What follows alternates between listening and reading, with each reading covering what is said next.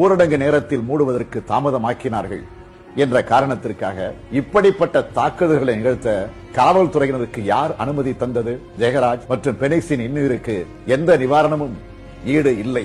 இந்த வழக்கின் விசாரணையை வேகமாகவும் தீவிரமாகவும் நேர்த்தியாகவும் நடத்தி பாதிக்கப்பட்ட குடும்பத்திற்கு நீதி கிடைக்க சட்ட ரீதியாகவும் திமுக துணை நிற்கும். இந்த உயிர் பலிக்கு நிச்சயம் பொறுப்பேற்க வேண்டியது முதலமைச்சர் தான். சிவகங்கை மாவட்டத்துல ஒரு கோயில்ல வச்சு கோசாலையில வச்சு அடிச்சு கொண்டிருக்காங்க. அறநிலைத்துறை இணை அதிகாரியுடைய இணை ஆணையருடைய பில்டிங் பின்னாடி இருக்க ஒரு கோசாலையில ஒரு கொலை. இன்னைக்கு இந்த மக்கள் இன்னைக்கு கடந்து துடிக்கிறாங்க. ஆனா அந்த இறப்பு நடந்த அந்த பையனுடைய அம்மாவையும் தம்பியும் மட்டும் இந்த திமுக அரசியல்வாதிகள் வீட்டுக்குள்ள போய் காம்ப்ரமைஸ் பேசி உங்களுக்கு வேலை தரோம், உங்களுக்கு பணம் தரோம்னு சொல்லி அவங்களை இப்ப போஸ்ட்மார்ட்டம் பண்ற இடத்துக்கு கையெழுத்து போடுறதுக்காக கூட்டிட்டு. இன்னைக்கு அந்த அறநிலைத்துறை யார் கண்ட்ரோல்ல இருக்கு?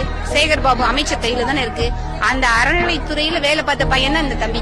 ஒரு காவலாளியா பணிபுரிஞ்ச உங்க துறையை சார்ந்த ஒரு பணியாளரை உங்க அரசாங்கத்துடைய காவல்துறையை அடிச்சு கொண்டிருக்கு. இதுக்கு இன்னும் ஒரு அறநிலைத்துறை அமைச்சர் இந்த இடத்துக்கு வர்றதுக்கு எவ்வளவு நேரம் ஆகும் தெரியல. இந்த மாவட்டத்துடைய அமைச்சர் பெரிய கருப்பன் எங்க போனாருன்னு தெரியல.